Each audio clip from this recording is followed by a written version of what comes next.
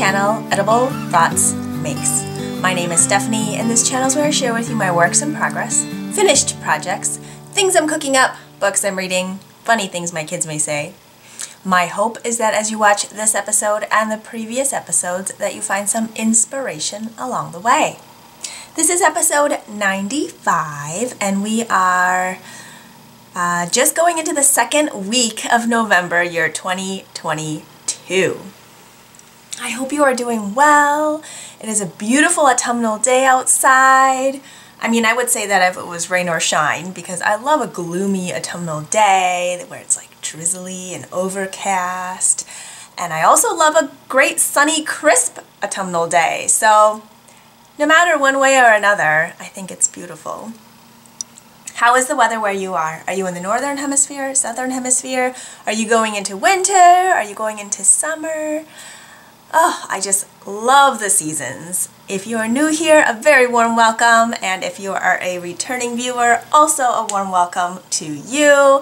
It is great to see you here. All my videos have closed captioning provided. You click on that CC button, and links to things I talk about are in the description box below this video. You just click on show more or like an arrow or something like that. I do use Ravelry, so all my projects will have links to Ravelry project pages, and that will be in a different section from like the designers or their websites and things like that.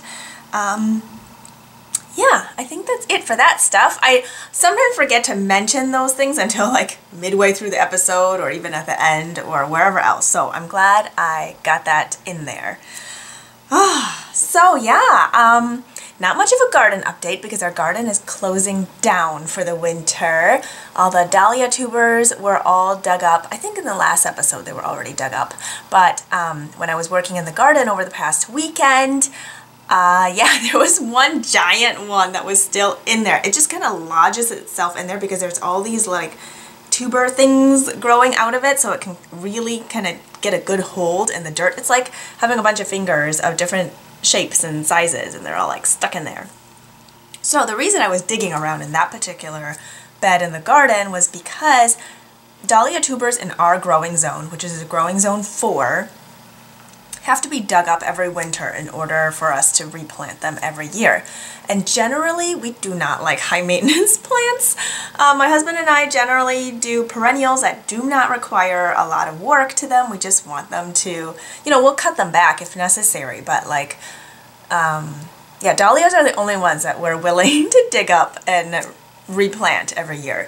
But yeah, so since they have to be dug up anyway, we were thinking about moving them to a different spot in the garden, and instead in that spot I planted 100 tulip bulbs.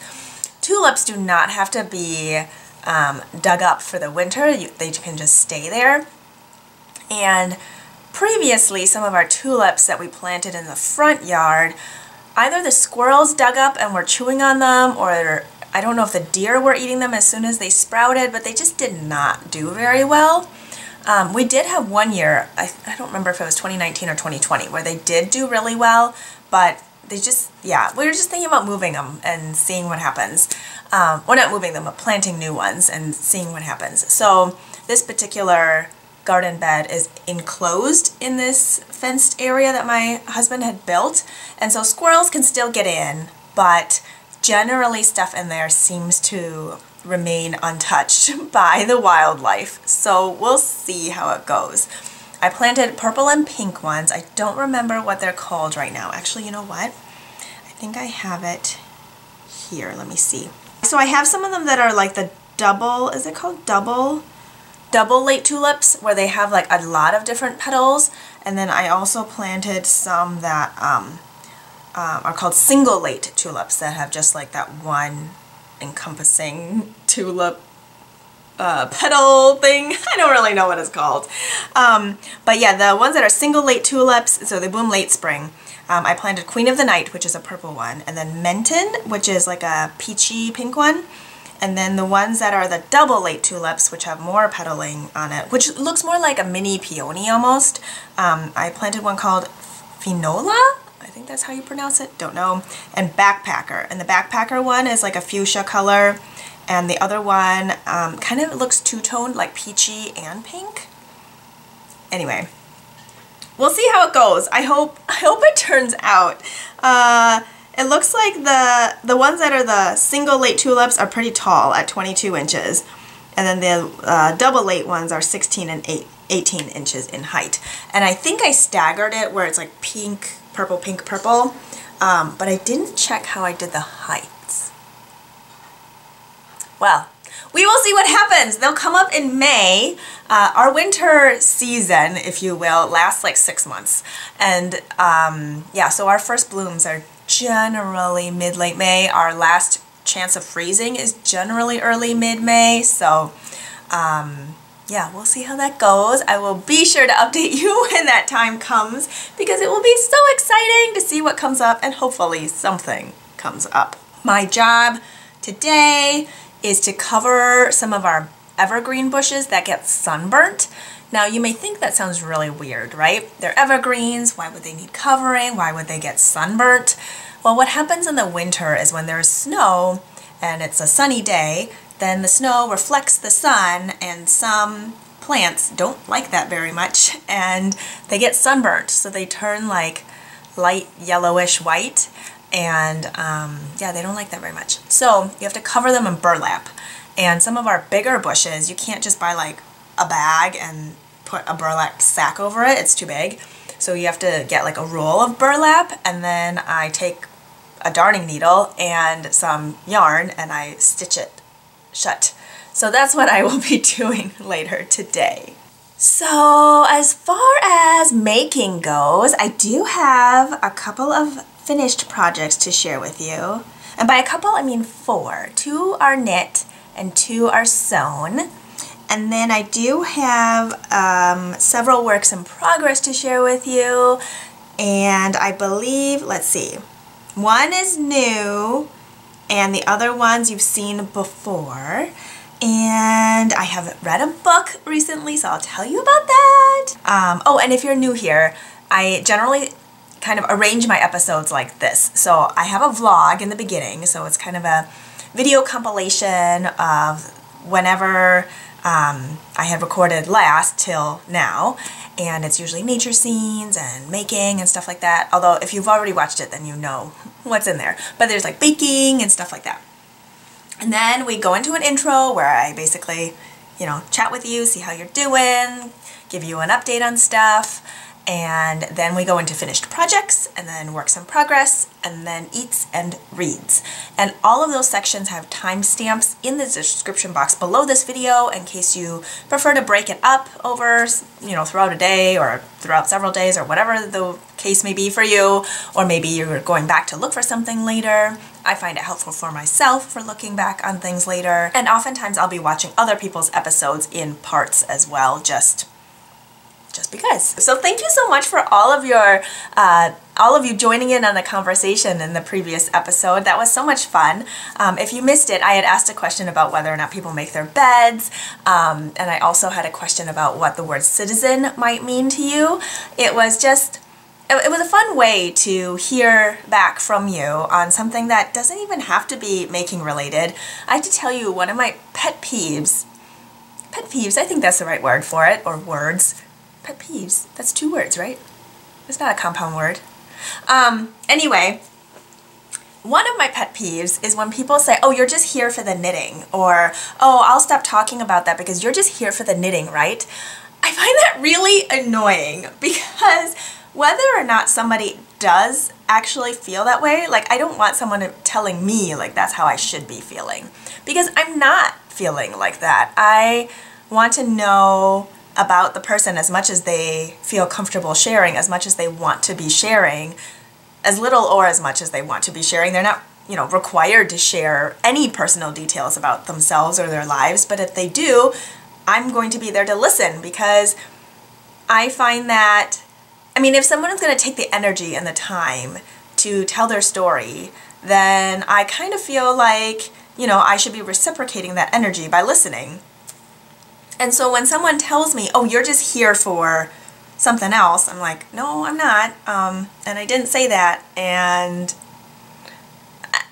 I feel like it's a little harsh to say that's being disrespectful to themselves, because I shouldn't be projecting my like judgment or opinions on what somebody else feels about how something should be. That's not what I mean by it. I just feel like there's no reason to have to like discredit. That's a better word. To discredit your own thoughts, your own life, your own stuff. Like by doing so, you almost perpetuate the idea that we're one-dimensional, or that, you know, if you have a Instagram account and it's mostly knitting, that you're only allowed to post knitting on there. I feel like that's bogus, for lack of a better word. And yeah, I feel like it discredits us as multi-dimensional people, and it perpetuates that idea that you have to have a grid that looks a certain way, or your social media has to fit a certain persona, or anyway, I think I've talked about something similar in previous episodes, and I feel pretty strongly about it because, well, again, I've talked about it in previous episodes, but how some people feel sucked into social media, having to make yourself present only a certain way. And if you want to, I mean, that's totally up to you. I'm not going to tell you you can't. I'm just saying personally, I feel like as multidimensional people, we should be free to share however way best represents who we are. And if you want to be more personal about something, if you want to share a different part of your life, then you should feel free to do that. Does that make sense? Okay. Yeah, I don't know, that was just something that was on my mind, and now it's out there in the universe, and you're welcome to join in on that conversation as well. I would love to hear your thoughts.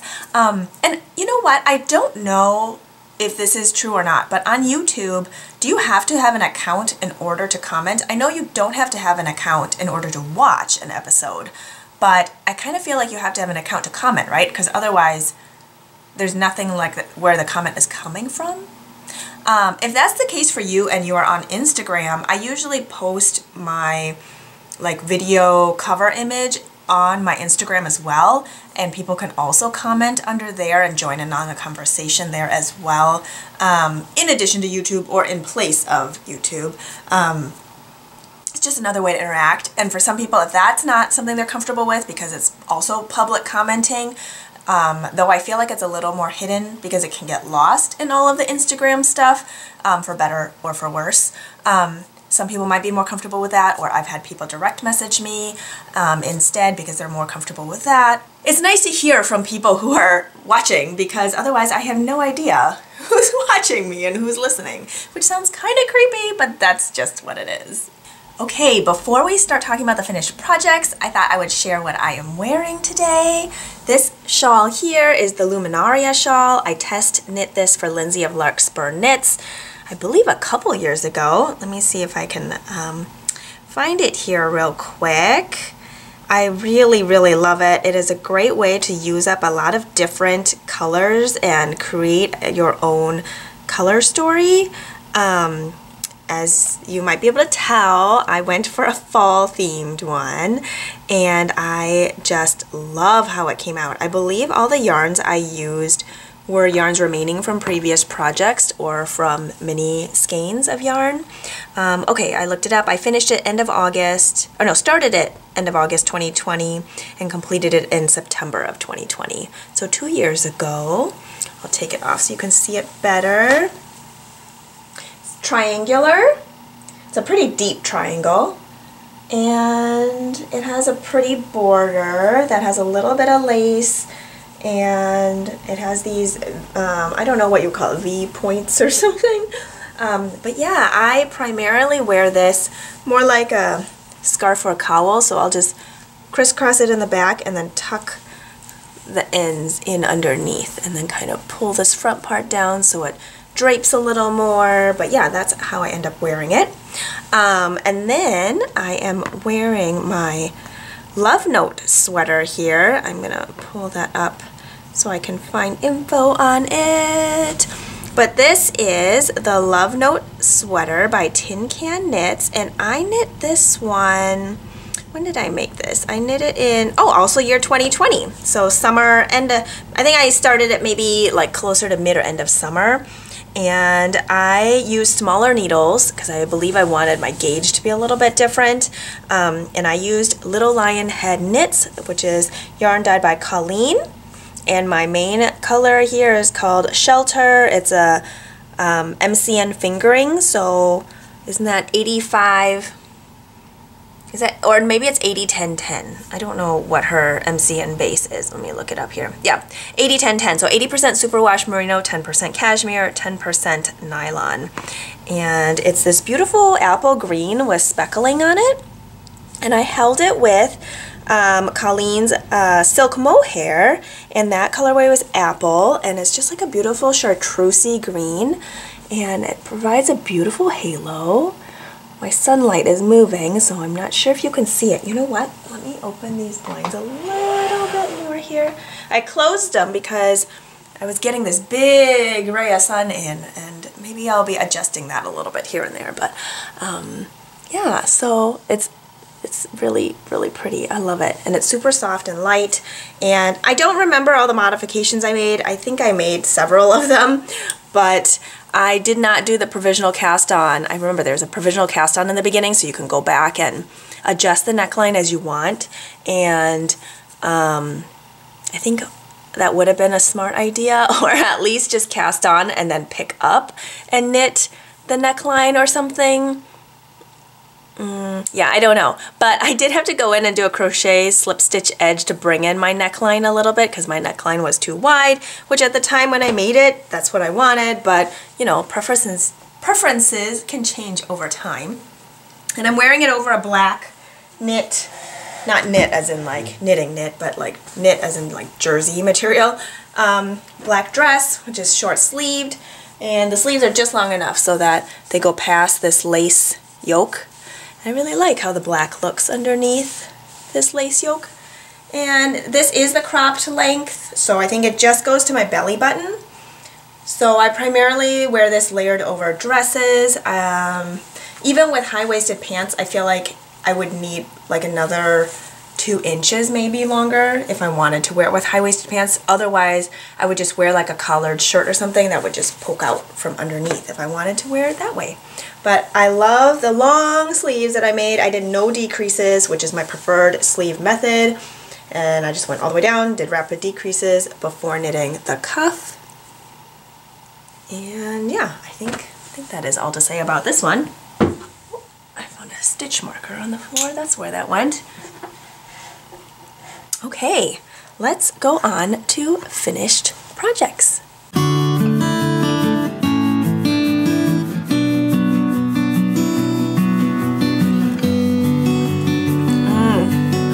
Before I talk about my finished project, I would like to tell you what is in my mug here. I have a rooibos tea, and it's so good.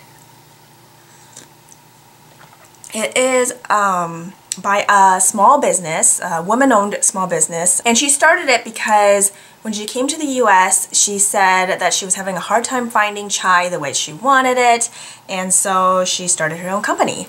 And a friend of mine gifted me this. I can't remember if it was for Christmas or my birthday. I think it was Christmas.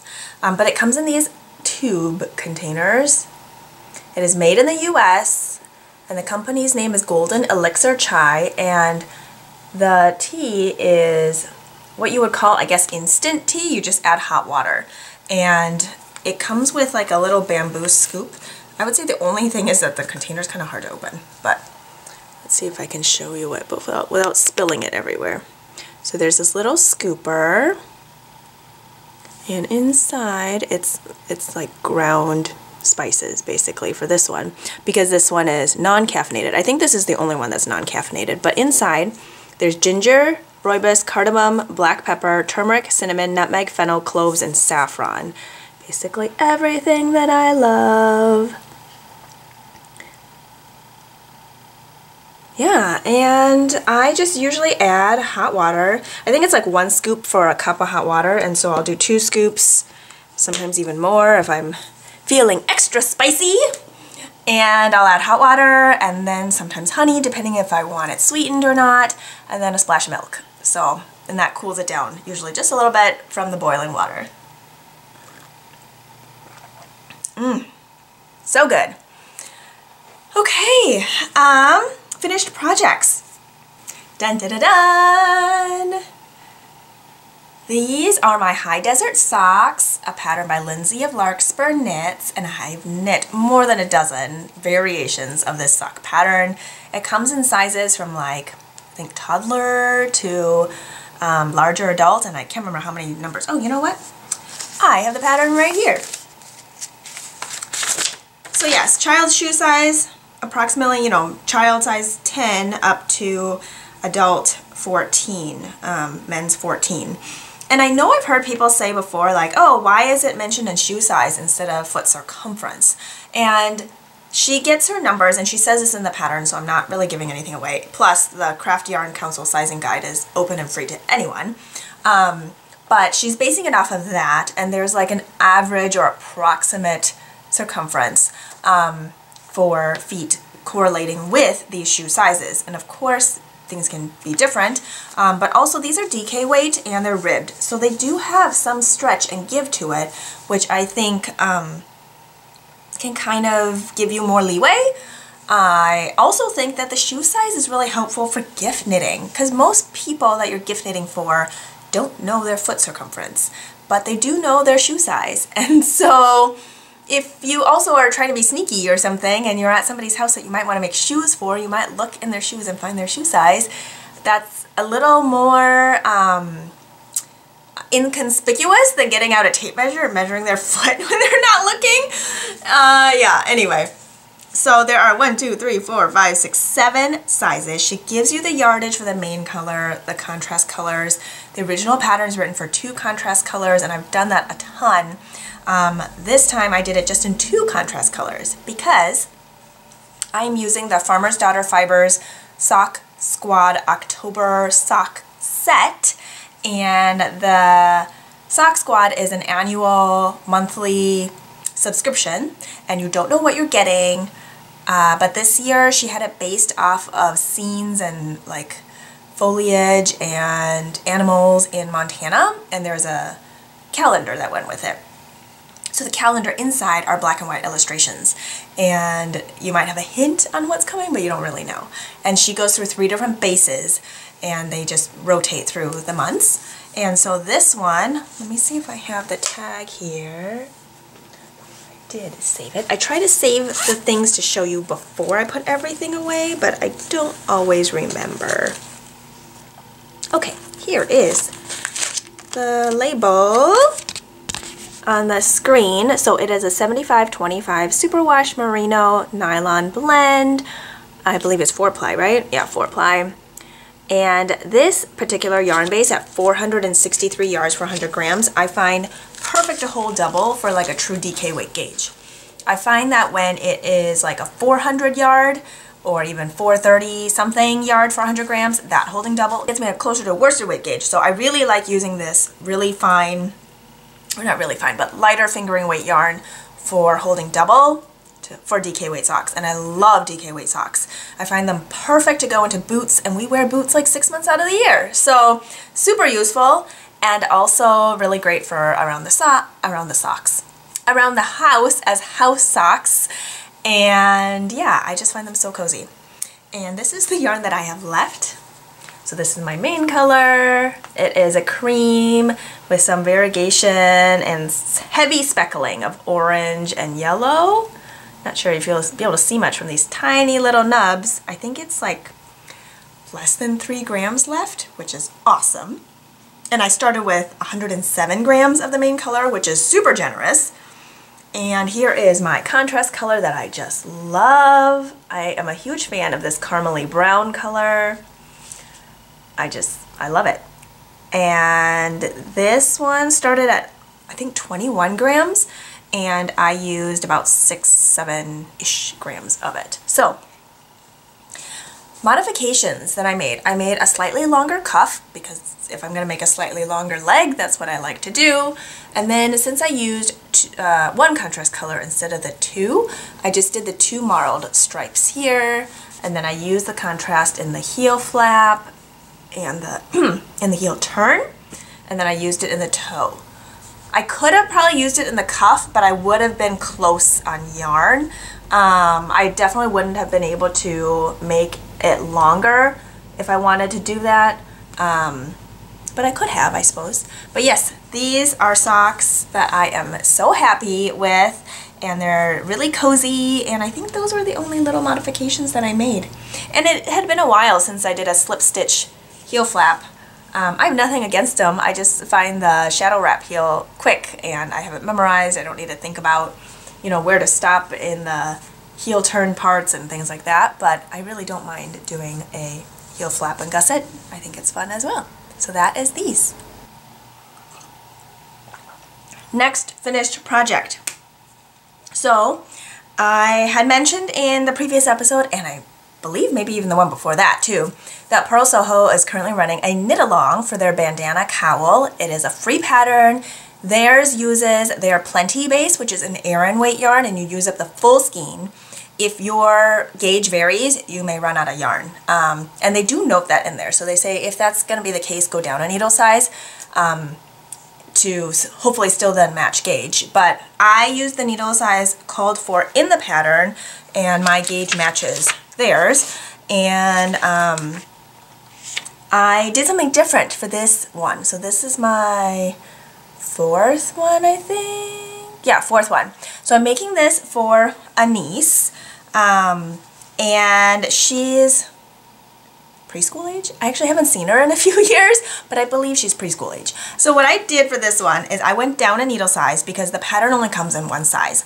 And granted, she could probably wear the adult size just fine, but I didn't want it too loose around the neck area because I feel like part of my love for this pattern is that there's this great shaping near the top so that you end up having it come out more by your shoulders, but it's closer in on the neck near the top. So then your cowl doesn't completely flip out where you see, you know, there's nothing wrong with seeing the reverse side. It just doesn't look as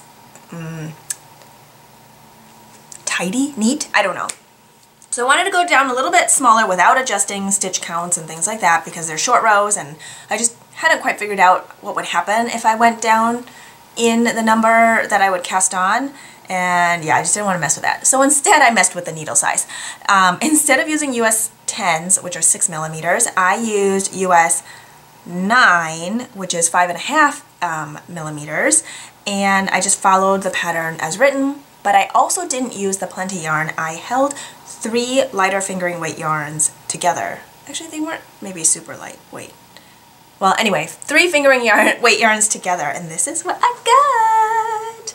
Oh, isn't this beautiful?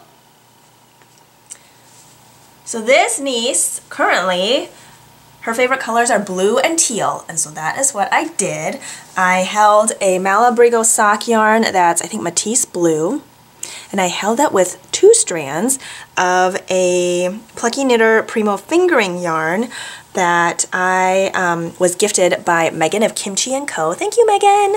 And that yarn is a superwash merino cashmere nylon blend, and it's super soft, and from what I remember when I met my niece previously is that she really loves like super soft things. She's very tactile in that sense, and so I held 2 of those together with the blue, and it created this gorgeous fabric, and it's squishy and a little bit denser but still drapey.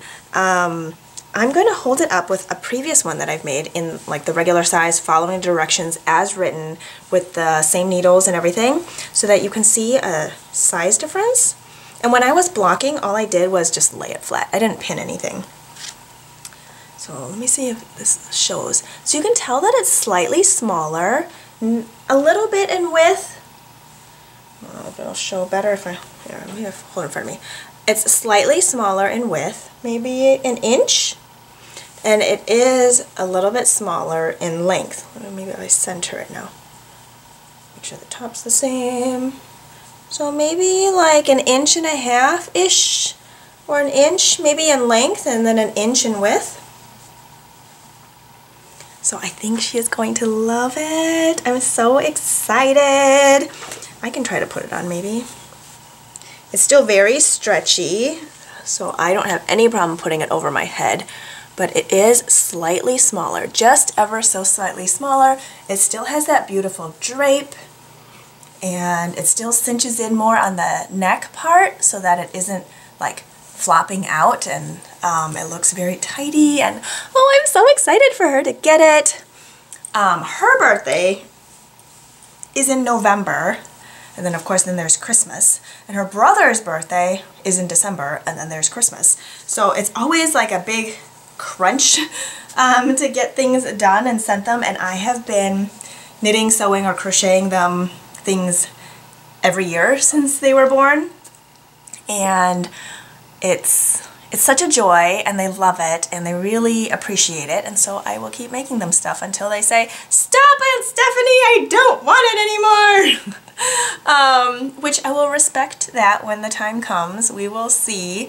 Yeah, so I have this one done, and then I need to make one for her brother, and he's a first grader, and his favorite colors currently are light green and dark green. So I'm gonna have to figure out if I have any light green and dark green to make him one as well. And I have the other gift started as well, and I will show you that in the work in progress section. So I think that is it. Oh no! Well, that is it for my knit. That is it for those finished projects. I have 2 sewing projects to share with you, and well, they're housing works in progress. So do I share them now, or do I share them in the works in progress section? How about let's go to the works in progress, and I'll just do those ones first, so it's kind of overlapping, okay?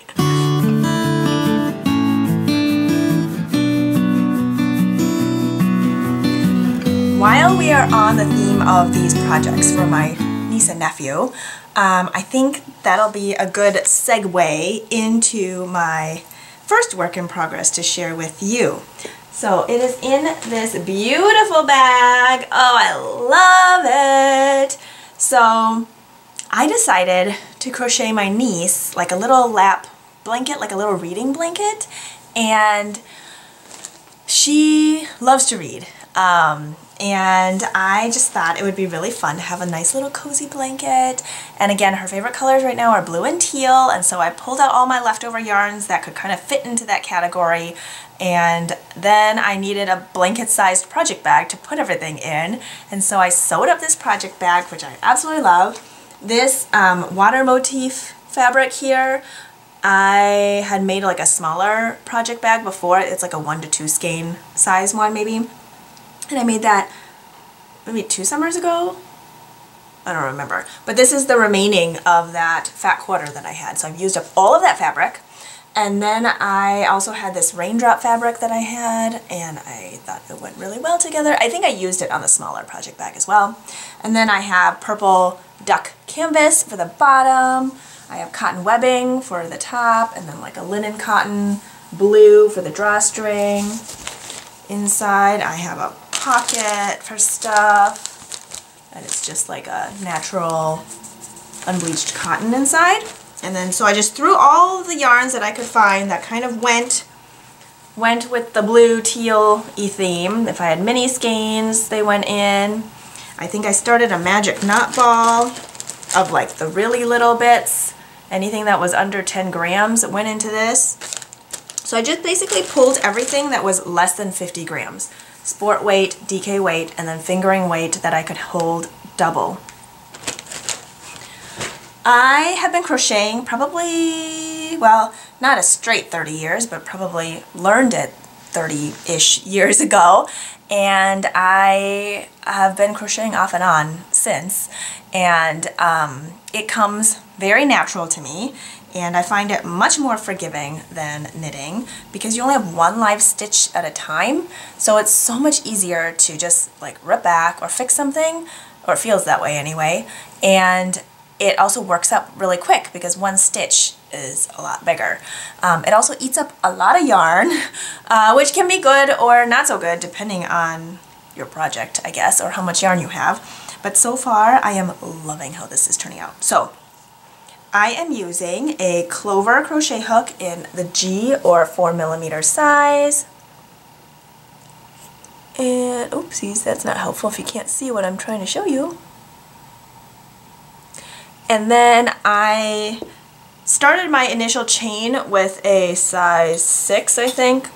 Yeah, a 6 or a J hook, just because sometimes that initial chain can be too tight, and I just really don't like a tight, like starting. A tight start, a tight end, no tight cast on bind offs, any of those things. So I just made sure it was nice and loose to start, and I will hold up to show you where I'm at. Here it is. Oh, it looks like the ocean. Oh, I think she is going to love it. Right now, unblocked, my width is about, I think, 27 inches. And that's without a border or anything yet. And I'm trying to think how long I want to make it, because it is like a lap size blanket. And I'm trying to decide if I want it to be able to like cover her toes when she's like snuggled under it. Or if I just want it to be something that she just like kind of has on her lap and is small enough to go in the car for the car seat over the winter. Yeah, I don't know. We'll kind of see. I was holding most of my yarns not marled, so then if I had like a 20-gram ball, I'll split it into 2 10-gram ones and then hold that double, just to have more like a color blocking effect. One of them, I think I did marl, but I just kept it really, maybe this one that's more, has more rainbowy colors in it, but I think the second color I held it with was like light gray, which matched the base of it. And yeah, anything less than 50 grams I threw in my bag, and that is what's going in here, and I just love how it's turning out. No super like conscious method other than not putting colors that are too close together next to each other, and I was kind of alternating between something speckly or variegated with something more tonal or solid, but it doesn't have to be that way either. And yeah, I just really love the fabric that's coming out. I like that it has a little bit of weight to it, because reading or napping under a weighted blanket is just so nice, and I think she's gonna really love it. I'm still debating whether or not I want to put on a border edging. I feel like the edge is already very tidy, but I might do it just so it doesn't like stretch out too much or anything. I don't know. And I do plan on giving it a wash, and I don't know if I would really block it. I might even actually throw it in the dryer on the coolest setting, and just to give it a little, I don't know, first wash and dry, because I want it to be something that my sister-in-law can just like use as part of daily life and not worry about it. And I think everything I used in here is superwash yarn. I mean, one of them I think has alpaca in it, and another one might have a little bit of cashmere in it, but even if it felt like not a big deal, it should be loved and lived in and used. And the last thing I want her to do is feel like she has to be precious about it, because who wants to feel like they have to be precious about something that they're giving to like a 4 or 5-year-old? So I want them to use it and enjoy it. So I will do that first wash and dry, and we'll see where it goes with that. But I think it should be just fine. I'm not going to worry about it. So I'm so excited to get this done. Usually I try to get their birthday and Christmas presents done, because again, it spans November, December, so I can ship everything at once in like a flat rate, like a large flat rate box, because it's generally a little bit heavier or bigger, and sometimes I send books with it and whatever. So, but everything's individually wrapped and packaged and labeled, so that my sister-in-law can just, you know, put it whatever under the tree she needs to put there, put whatever into the closet to hide for the birthday if she needs to do that. But it saves me shipping, it saves her the headache of anything, and like it's all set and ready to go. But I'm not sure I will be able to finish all of this in the next couple of weeks. So I'm not going to stress over it. If it doesn't work out, I'll just, you know, send them one at a time, but I like to try to do it all at once.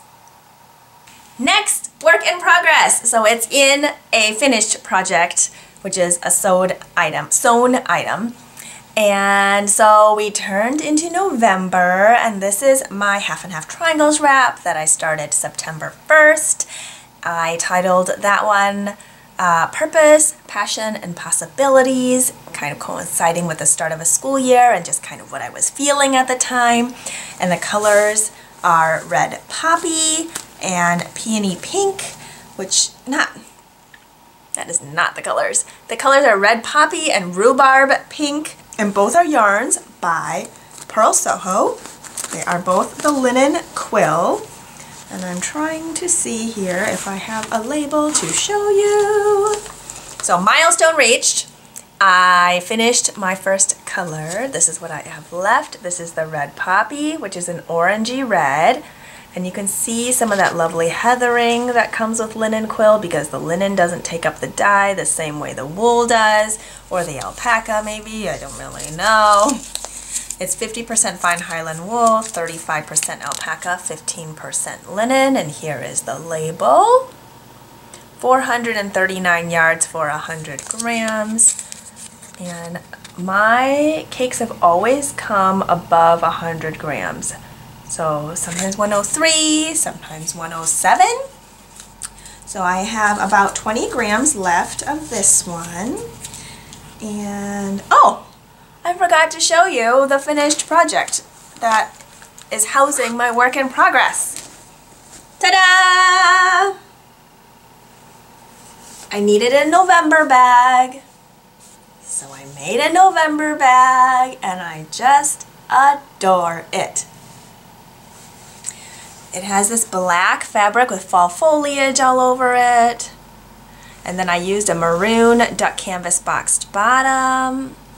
And then my drawstring channel matches the inside, and it's like an ecru color with black and orange. Is this plaid? I don't know. I usually think of plaid as having these like other color blocking type of things, like, here's a bag. I consider this blue plaid more like plaid, but if it's just like lines, is it still plaid? I don't know. Anyway, I really like it. I think it's beautiful. Oh, and if you are new here, I do not sell my bags. I do not make patterns for them. I do not follow a tutorial. I just do whatever I want, however I want to. And this is what happens. I've also been sewing for decades, ever since I was a little kid. My mom taught me how to sew, and yeah, it's just something that I do. So yeah, I just love it. I don't really take notes either, so if I want to recreate something, I usually go back and kind of roughly measure something, add in seam allowances. Nothing ever comes out exactly the same, and it doesn't matter to me because they are for personal use only, and I just do whatever I want. It's more fun that way. There's a freedom to it when I don't feel like I have to write anything down, when I don't have to like stress about whether something lines up just right, or if I accidentally nick something somewhere, I can just fix it and mend it the way I need to because I'm the one using it and I'm okay with it. So yeah, this is what I made for my November bag and I love it. I will show you where I am at with this half and half triangles wrap. I've started the second color. This is Rhubarb Pink. It's like a cool tone magenta color. And so I've really enjoyed matching like a cool tone color with a warm tone color. I think that's really fun. And if I keep the saturation level the same, it also kind of gives a really fun two-toned effect. I'm going to back up here so maybe you can see it better. Uh-oh, don't want to lose any stitches. That would not be good. Here is where we are at. So the first triangle in Red Poppy is complete, and I have started the second half with the Rhubarb Pink, and it is all created in short rows. The pattern is free. It comes in two sizes, a large and a larger. You either cast on 190 stitches or 260 stitches, and I have found 230 stitches is a really great sweet spot for me. Because I can just use 4 skeins of yarn instead of buying 6 skeins of yarn, which is what the larger size says to do. And I've done that for my first one, but I didn't even use up half of the 3rd skein. And granted, I can always use the yarn remaining, but it would be nice if I could use closer to just what I need. And so I found 230 stitches at my gauge using the US 3 or 3.25 millimeter needles to work out really well for me, and the size actually blocks out to the larger size in the pattern, and I block it out. Like, I'll stretch out the garter and it's still nice and squishy. I still like it just fine the way it is, but I can block it out to be more square because when I finish it's more rectangular just from how the garter likes to compress and pull back in. But once I block it, and it just it can be more square, and then when I'm wearing it, it kind of stretches however way it wants to. But yeah, so I found 230 stitch cast on to be a really good sweet spot for me, and that's what I like. And I end up using just about 200 grams of each color, maybe slightly less, sometimes, no, I think the least has been maybe 195 or something. Oh, and if you are new here, that's my 5th half and half triangles wrap. I just really enjoy having it as a knit that I can pick up and put down whenever. I don't have to look at a pattern. I often use it as something to knit on when we're trying to get the kids to go to bed. Bedtime routine can take a while sometimes. If you know, you know. It just gives me something to do where I can still be parenting and be present, but not get frustrated because they're not doing what I asked them to do for the 15th time, or nobody's changed into pajamas yet, or nobody's brushed their teeth yet, or nobody's gotten in the shower yet. Anyway, I can just sit in the hallway and knit on that, and again, pick it up and put it down whenever. Next work in progress I'd like to share with you. These are the Falling in Love socks. I'm just calling them what the yarn is called. The yarn is a collaboration between Denise of Earth Tones Girl and Michelle of Woolens and Nosh. And it is a self-striping yarn. And here is the label on the screen. It is 90% superwash Targhee, 10% nylon, a 3-ply at 411 yards for 100 grams. I really enjoy this base that Michelle has. I find the yarn really round and durable. I've made several socks out of this yarn and they've lasted great so far. And here is what it looks like. So one of them has a leaf with a gemstone on it. The other one is a bronze teacup and saucer. And then I have these rose gold hearts with a gem on it, marking my beginning of round. And then they're holding a bunch of rose gold light bulb safety pins, essentially. And that's how I mark like every 10th round, so I make sure I knit to where I need to. But I have just put in my shadow wrap heels on the back, and I used a contrast color, and I'm just doing it between 2 stripes. And I love this brown. It's like a reddish brown, kind of a winey, maroony brown. And they're a little bit shorter socks than I typically knit, but I think I don't know, I just wanted some shorter socks. And whatever yarn I have remaining, I want to make the Everything November mitts by Jen Yard. And I've made those before a bunch too, and I really like them. And here is my yarn that I have wound into 2 balls. I just like how it looks like this. You can have it in cakes if you want, but this is what I did because I also needed it. I like to knit my socks 2 at a time in tandem. But yeah, I have these socks just sitting in the car for whenever I'm waiting for my kids for something. And these are the Mommy's Waiting for Something socks. And I'll just get like a stripe in here or there. I'm hoping to have these done by the end of November just because I have other things that I want to be knitting as well. And there's no hurry. It's just something that I am working on here and there, but I am really enjoying them. I love how the colors are knitting up. This like terracotta kind of peachy orange color with this golden yellow and this yellow ochre and then this dusty pink and then like a wine red, and this brown is the same as the brown in the heel. I love it. I think it's definitely autumnal, which you know I love. And yeah, I just think the colors go really well together. 2 more works in progress to share with you. This is a hat that I am knitting for our 4th grader. Oh, if I didn't mention earlier, my husband and I, we have a 4th grader and a 1st grader. And both of them I knit for, crochet for, sew for all the time. This hat is the Muscle Bra hat by Isolde Teague. It is a paid-for pattern, so I won't be going into super, details about the pattern, but it is one where you can adjust the gauge based on needle size and yarn weight and knit the hat, and all the stitch counts are given, which is amazing. So it's a wonderful recipe. And what I am doing is using self-striping yarn for half of it and solid for the other. This is Knit Picks Felici's fingering weight self-striping yarn in the colorway Punky. And I knit her a pair of socks with this yarn already, and this is the remaining yarn. And I love how it's turning out, and so does she. She picked it out. This is what she wanted.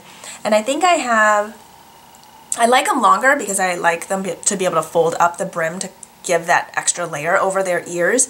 And so I think I've got, let's see, 10, 20, 30, 40, 50, 60, 70, maybe 20, 30-ish more rounds to go. And this is the yarn that I have. And then the other side is going to be the Knit Picks Stroll in this mint colorway. So she'll have one side striped and one side solid.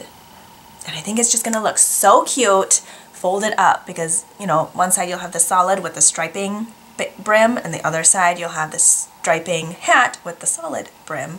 It's going to look so cute. And I have a cat progress keeper on here by Maria Woolen Forest. Oh, it's so cute. Love it. So I'm also hoping to have this done by the end of November, but you know what, actually, I don't think that's gonna happen. So as long as this one's done by Christmas, that would be great. Because I have those other gifts that I'm trying to get out by end of November. So yeah, so this, if I can get it done by Christmas, that would be wonderful. Next, or last work in progress to share with you is my DRK Everyday Sweater by Andrea Mowry.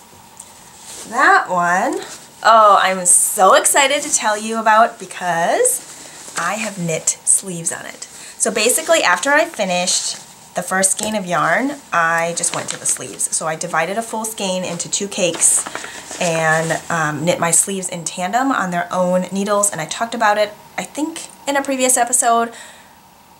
I don't think actually I picked up for the sleeves yet in the previous episode. But here is it. Oopsies. Oh, it is so pretty. I'm gonna take off this cozy. So I am just coming back to the body now. And I have made some modifications.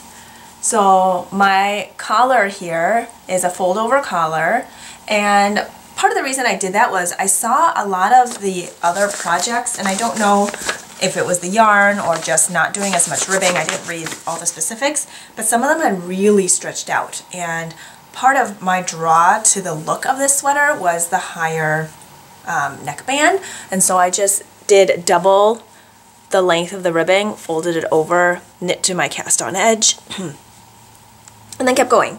And then my sleeves I did differently as well. I just knit them straight. Like I mentioned earlier, I just like that look. I did no decreasing. Also because my gauge was a little bit different. If I did the decreasing, they would have been way too tight, and I do not like tight sleeves. So I did no decreasing, and then I did a rapid decrease right before the cuffs, and that I did that rapid decrease to get to the number of stitches that it calls for the cuffs. And then I did the cuffs as written.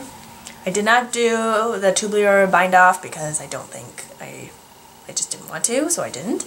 I just did a regular bind off, but I like to go 2 needle sizes bigger so that it is stretchy. So I just bind off in pattern, but I use like a DPN in my right hand that's 2 sizes bigger. So for example, if this is in US 3, which I think it is, then I'll use a US 5 DPN to do the bind off. But yeah, that's where I'm at, and now I'm back onto the body.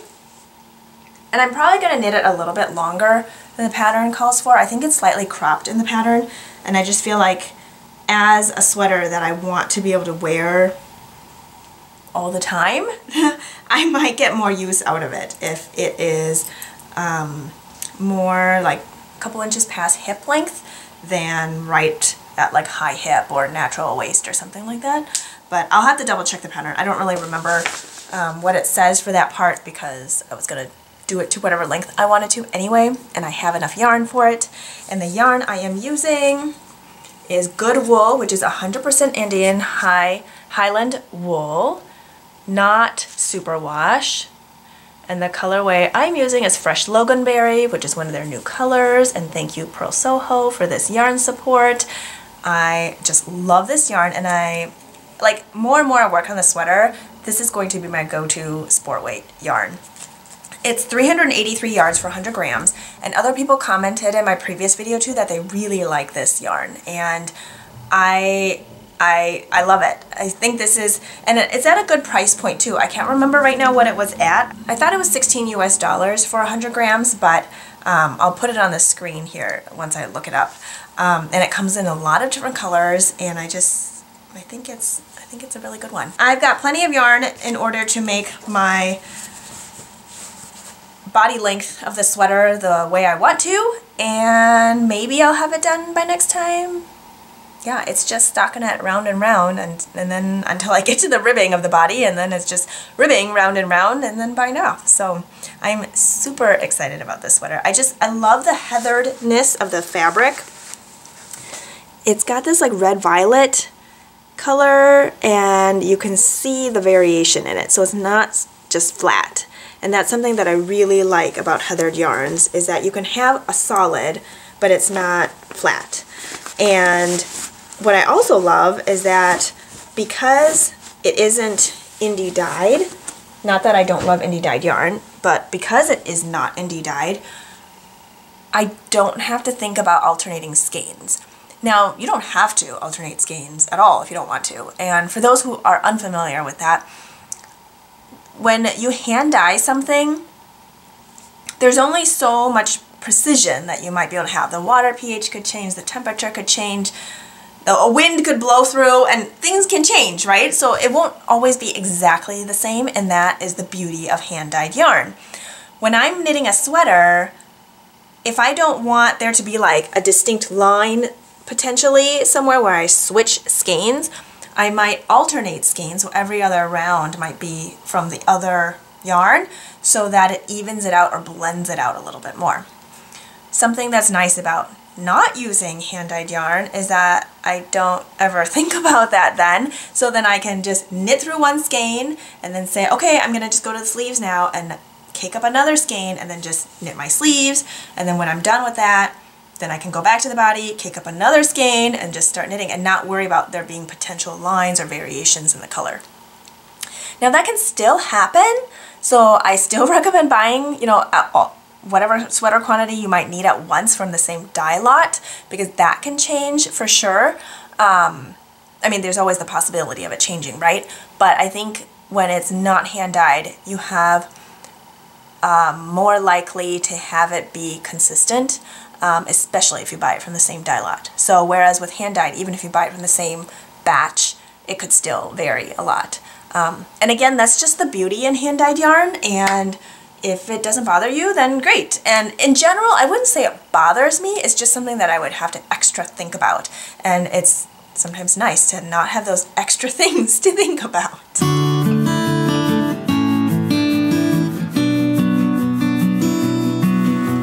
On to the eats and reads section. So I picked up a book, The Dragon's Promise by Elizabeth Lim, recently, and I finished it all, I think 484 pages of it, and it's so good.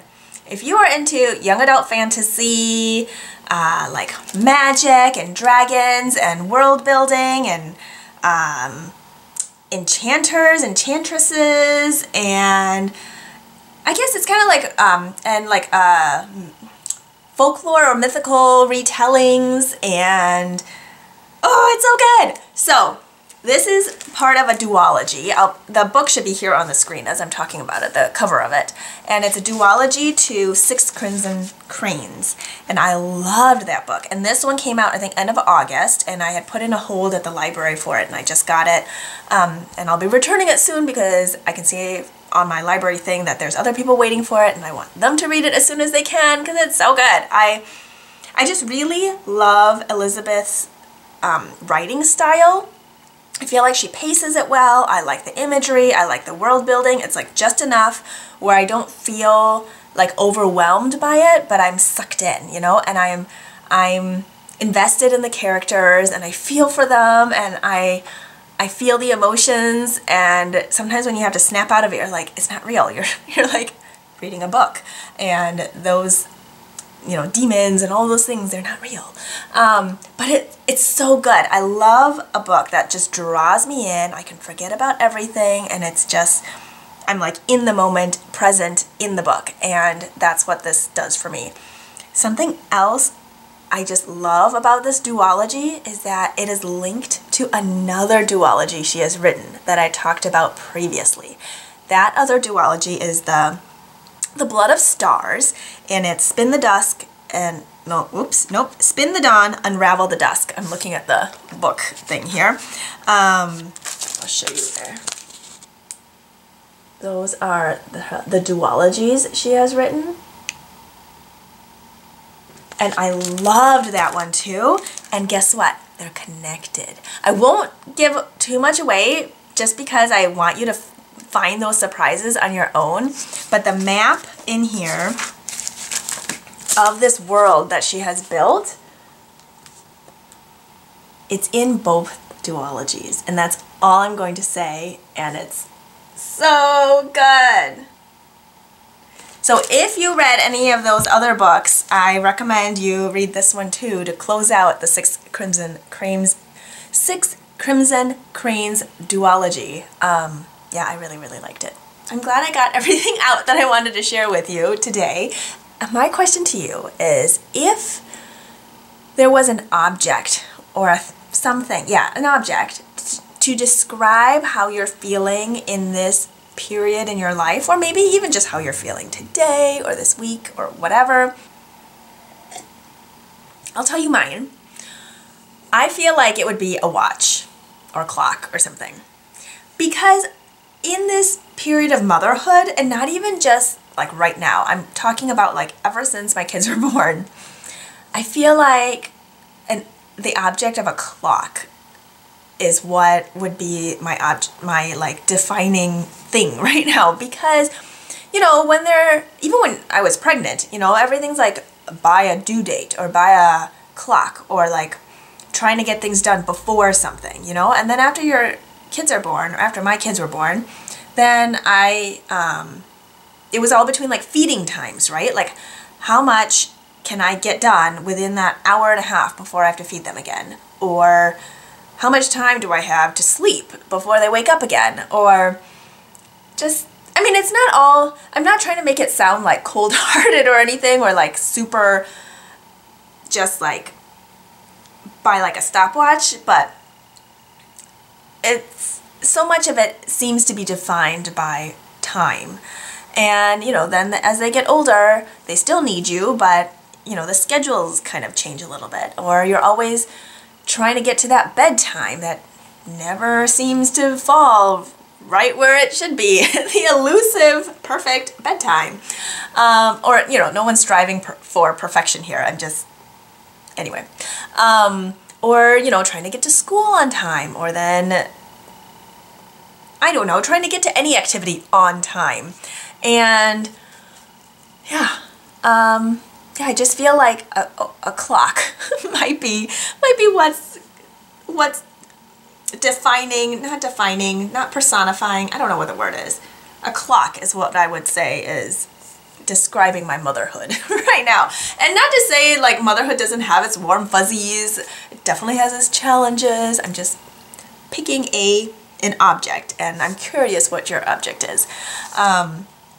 I do want to say though, I feel like with this clock metaphor thing, that, you know, we all have 24 hours in a day, and when I'm rushing my kids from things to things, from, you know, whatever, everybody gets frustrated, right? The energy in the air isn't exactly like relaxing. And usually, or not usually, sometimes they go slower, right? Or sometimes you have a meltdown, and then now you're even more late.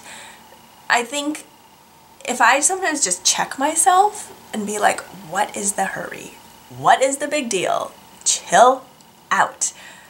Then maybe you still get to something on time, or maybe you still get there as late as you would have been if you didn't chill out, and it would be more enjoyable. Or at least maybe not enjoyable, but not so frantic or stressful, because I've always been someone that feels very respectful of other people's time too, okay? Like, being on time is very important to me. I'm that person that's 5 to 10 minutes early to everything because I like to get situated, I like to get settled, I like to know where the bathroom is, I like to know that if I can't find parking, I can figure it out. That's just my personality, okay? And I do not expect everybody to be like that. Not at all. Like, it's a personal thing. But it can be frustrating when you're trying to get like your kids and husband out the door on time to something and nobody seems to be feeling the same urgency. But yeah, it's like a me thing, okay? And I feel like if I just chill out and just go with it, or sometimes just like not let it bother me so much, then maybe it wouldn't be such a big deal. And you know, the sky doesn't fall down if we end up 5 minutes late to something, or, I mean, there are some things that, yes, you definitely want to be on time for, but how much of it does it really matter? I feel like I need to reimagine how I want those scenarios to look and how I want to feel, and in that sense, like how that ripple affects out to those around me. Does that make sense? I think it's connected to the clock thing, the clock metaphor. Metaphor, I think, is the right word I'm looking for. Yeah, if you are interested in sharing your thoughts on your, like, object metaphor, I'd love to hear it. If you don't feel like sharing, that's okay too. You can just think about it if you want to. But, yeah, those are just my thoughts on that today. With that, cheers to being creative. I hope you are doing well. I hope you are taking good care of yourselves and your neighbors and your loved ones. And I will talk to you next time.